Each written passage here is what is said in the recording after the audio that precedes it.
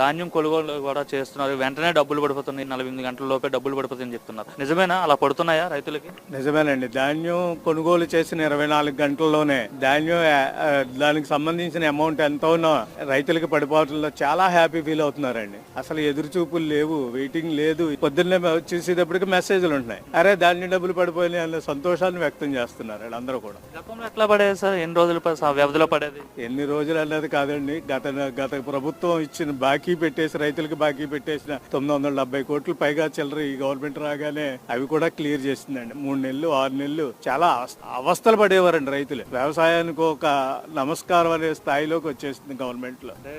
Kharif season అంటే సంక్రాంతి ముందు డబ్బులు పడతాయి, సంక్రాంతి చాలా ఇంటెంతో అది హ్యాపీగా జరుపుకుంటారు. కానీ గతంలో ఈ రైతులకు డబ్బులు పడక ధాన్యం తోలేమన్నమాటే కానీ మిల్లర్స్ కి అది ఎప్పుడు వస్తాయో బాకీలు ఎప్పుడు తీర్చాలో తెలియని పరిస్థితి ఉండేదండి. ప్రతి రైతు బ్యాంకులో రుణం